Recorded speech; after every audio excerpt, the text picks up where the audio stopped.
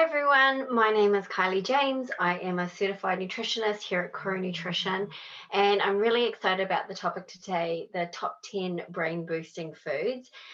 June is Brain Injury Awareness Month. So at Kuro Nutrition, we actually specialize with people with brain injury and other neurological conditions. So super excited to share some of our knowledge today on foods, the power of foods, and how it can really support our brain health. So let's get started. Top 10 foods. Turmeric is amazing for brain health, especially with regards to cognitive functioning. So the great thing about turmeric is it contains this compound called curcumin. So not only is curcumin shown to help with cognitive functioning, but also help with regards to being a powerful antioxidant and anti-inflammatory, which are two really important components for brain health and brain recovery.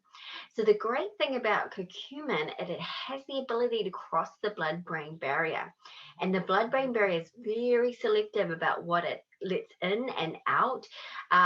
It's really important to protect the vulnerability of the brain because it's so vulnerable to those toxins and chemicals that can create havoc if it gets in there. So once curcumin gets into the brain, it helps by reducing oxidative stress and helping to reduce that neuroinflammation. So with that inflammation suppressed, your neurons are able to communicate more effectively and therefore increasing cognitive capacity. So there is studies on turmeric specific to concussion. So this is a great spice that you can put in your rice, cooking rice. You can make a golden latte, which our recipe is on our website. You can add it with fish and chicken, but again, really important to start putting the spice into your dishes. Super powerful, and tons of research on this. Of course, your dark leafy greens and your cruciferous vegetables, such as your broccoli, your Brussels sprouts, your asparagus. These are packed full of essential vitamins, but in particular, vitamin K. So vitamin K is a fat-soluble vitamin, and that's really important to help build strong fat cells in the brain. So this in turn helps to improve structure and communication of the brain cells. 60% of our brain is made up of fat, so we really want to support and nourish that with those good fats, those good vitamins, especially vitamin K. So research has shown that individuals that have higher levels of vitamin K achieved through consuming those dark leafy greens had less memory challenges than those with lower levels of vitamin K. So incorporating those dark leafy greens, if you're not a big fan, you can put them in smoothies. I have a client who says, I'm not touching that green stuff. So just put in your smoothie. You won't be able to taste it. And so he goes to his mum and tells him, Mum, can you put, spinach in my smoothies? And she goes, I've been putting spinach in there for the last month and you haven't noticed. So putting it with your omelets, making salads, pureeing it and putting it in with your tomato sauce. Again, there's a lot of creative ways that you can take those dark leafy greens if you don't like them plain and on a salad. Eggs. Eggs is another powerhouse. So in the yolk of an egg, it contains a compound called choline. So you don't want to do egg white omelets. You really want to keep that yolk in as part of the meal. So choline is a nutrient that's really important for cognitive performance. So studies have looked at individual cognitive performance in conjunction with choline levels. So these cognitive tests were like memory tests, attention tests, and what they noticed is that the higher the choline levels was actually correlated with better cognitive performance. So choline is a major component of the memory neurotransmitter acetylcholine. Acetylcholine is also very good for muscles as well. So high levels can really help neurons communicate with each other during activities, improving memory and attention. So while choline is not yet used as a direct treatment for humans, there is animal studies that indicate choline treatment helps to reduce memory deficits in animal models of traumatic brain injury. So really important. And what I love about eggs, super quick and easy to make, very nutrient dense, and you can have breakfast, lunch, dinner. You can have it multiple ways, and it's just really cost effective as well. Of course, no surprise, fatty fish, as I mentioned before. Our brain is made up of billions of specialized cells called neurons, and each neuron is wrapped around in a fatty sheath to protect it. That fatty sheath really helps that neuron send a message quickly and clearly to the other neurons. That's why 60% of our brain is made up of fat. We need that fat. So the faster these neurons can communicate, the better our thinking skills can be, including our memory and attention.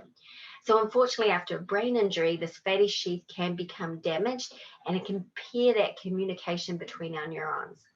So fatty fish are a wonderful source of fat that gets into our brain, especially those omega-3 fatty acids, that EPA and DHA, that have been shown to really help build up that fatty sheath around a neuron. So incorporation of fatty fish is believed to be beneficial in cognitive recovery process after a traumatic brain injury.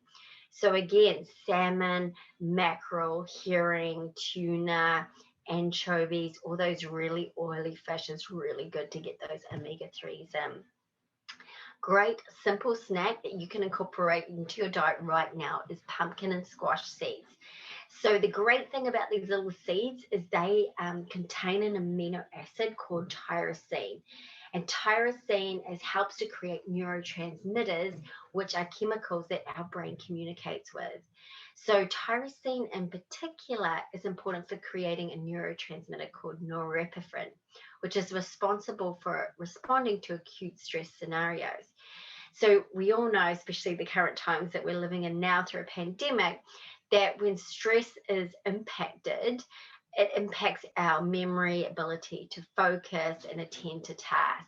So what studies show that the consumption of the tyrosine can boost cognitive performance when we're in a stressful situation. I'm sure a lot of people out there where they're trying to homeschool and work can be pretty overwhelming and stressful. So this might be a great thing that you can incorporate into your diet to help with your ability to focus. And again, there's no prep time. It's just like trail mix, grab and go and eat it. So one handful can be as much as 35% of the recommended daily intake for tyrosine. So great, simple, easy snack. Coffee. Yes, our coffee can be good for our brain. So obviously we know when we drink coffee, it helps with mental alertness. If we're tired, it gives us that boost of energy. But caffeine also interacts with specific receptors in the areas of our brain responsible for learning and memory. So after a traumatic brain injury, this interaction becomes particularly important. So researchers suggest that long-term exposure to caffeine can increase those number of receptors, having a positive impact on thinking and memory. Now, coffee I find is a bit of a conundrum because there's so many health benefits to coffee, but there's a lot of negative things about coffee as well. So if you're someone that's really stressed out and anxious and can't sleep, then coffee's probably not for you because you want to get that good sleep because that's going to enhance your cognitive performance the next day. We all know if we get a terrible sleep, we can't focus, we can't concentrate. So you really have to make that decision if this is the right approach for you. An alternative is going to green tea. So green tea can promote relaxation and mental clarity. It's got L-theanine, which is that calming amino acid. It's got smaller amounts of that caffeine, so you can benefit from the caffeine in green tea to help you think, to help you learn better, and to help with memory. But the great thing about green tea is it contains polyphenols. So these are micronutrients found in only plant foods. And these polyphenols are loaded with antioxidants that can help fight inflammation in the brain. So due to these inflammatory properties, researchers support the consumption of a diet which includes tons of those polyphenols to facilitate the complex recovery process after a traumatic brain injury. Again, green tea is quick, easy, cheap. I switched out coffee to green tea a long time ago, and I feel like I have an addiction to it. I have to have my morning green tea every day. Blueberries. So blueberries was probably one of the first foods that was researched in regards to brain health and brain recovery. So the great thing about blueberries is they produce phytochemicals, and especially flavonoids. So flavonoids is responsible for that bright blue color that you see in blueberries, and flavonoids have really strong antioxidant properties which can help fight against oxidative stress and neuroinflammation. So, human studies have shown that consumption of blueberries promote the growth of neurons, combating memory loss. So, this is an animal related study, not human, but in animal brain injury models. When taken as a powdered supplement, blueberries have been found to have positive impacts on learning and memory challenges. And it's believed it's the anti-inflammatory effects that promote that brain plasticity, which helps to foster our learning. And again, blueberries are delicious. You can eat them on their own, put them in a smoothie, put them on a salad, mix them in with your yogurt or oatmeal. Again, quick and easy, which is great because a lot of times when people have a brain injury, they don't want to be spending ages in the kitchen. They just don't have that um, the energy levels or the cognitive capacity to do these elaborate meals. So again, quick and easy. Number 9 is walnuts. So like I said before, 60% of our brain is made up of those good fats, and walnuts are loaded with those healthy fats, which are essential for brain health. So research has shown that these healthy fats reduce oxidative stress, maintain structure of neurons, and can promote the generation of new neurons. So not only do walnuts contain polyphenols, but they also contain vitamin E, flavonoids, and a ton more. It's no surprise that walnuts look like brains because they are so good for our brain health. So all these components allow walnuts to protect the brain against inflammation and mitigate against those cognitive challenges. And of course, last but not least, chocolate. And this is another thing that I incorporate every day. I love chocolate. And I've switched out milk chocolate to dark chocolate a long time ago. I can definitely eat a whole chocolate bar, cake of chocolate if it's milk. If it's dark chocolate, it's quite bitter, so I have a couple of slices, couple of pieces a day, and so that gives me my chocolate fix, and I know it's super healthy for me without all the calories and the sugar. So the great thing about dark chocolate, and I feel like I talk about dark chocolate a lot with all my presentations, but it's a triple punch. It contains caffeine, which we talked about before, antioxidants, and flavonoids. So just like in the blueberries, flavonoids and dark chocolate are strong antioxidants which fight against that oxidative stress and that neuroinflammation. So this helps to slow cognitive decline and protect against neurocognitive diseases, which individuals with traumatic brain injury are more at risk of getting as they age. So one study looked at over 900 participants and found that more frequent dark chocolate consumption was associated with a stronger cognitive performance. So there you go. That's the top 10 brain boosting foods. I've just put a recap in here. Turmeric, dark leafy greens, eggs, fatty fish, pumpkin and sunflower seeds, coffee, green tea, blueberries, walnuts, and dark chocolate. So that's the references from today. So I hope you go away and even just incorporate one or two of those foods into your diet can go a long way. So thanks everyone, and I'll see you later. Bye.